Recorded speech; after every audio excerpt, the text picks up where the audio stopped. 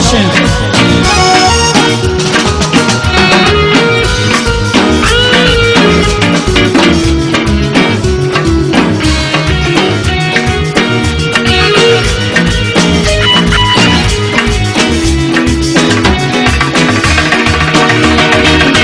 ببخش مرا چجا تو را کم سرگردان قدرت را ندانستم افسوس شدم زندان شب و روز سر صحبت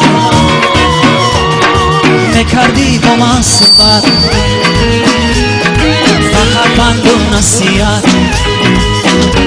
میگفتی گوش کن با دقت هر شب و روز سر صحبت میکردی با من صحبت فقط بند و نصیحت میگفتی گوش کن با دقت خودم در زندانم دیلم با چجانم با چجانم در خانه بود من با برادرانم خودم در زندانم دیلم با چجانم با چجانم در خانه بود من با برادرانم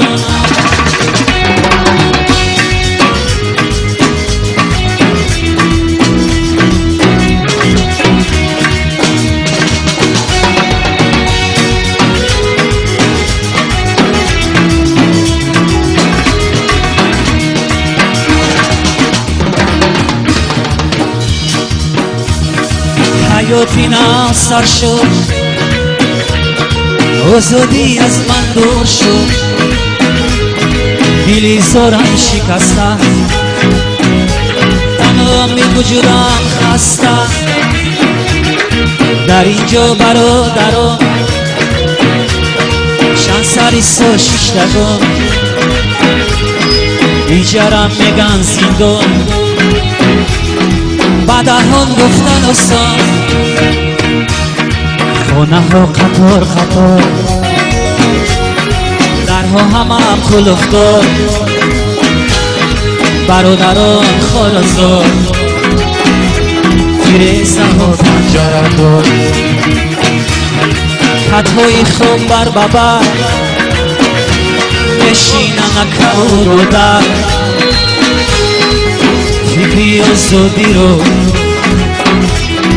اثر میکنن بدر خطهای خوب بر ببر خوابن نکود و در فکری آزادی رو اثر میکنن بدر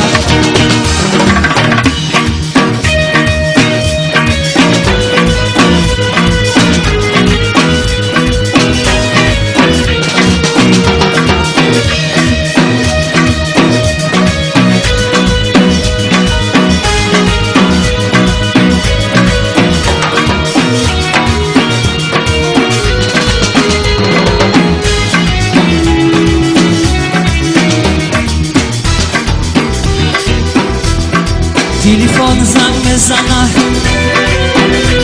و چجانم گپ میزنه گریان و زوران نولان در او پسان میشوه تلفن زنگ میزنه و چجانم گپ میزنه گریان و زوران نولان حال پسان میشوه چی حال داری بچه جان جیگر بندی و چه جان بندی لختی جیگرم دور شدی از برم چی گویم خدای جان همین بود از تقدیرم باور بیکن و چه جان خودم مانده بیرون ببخش مرا چه جان چه جونی جونی جون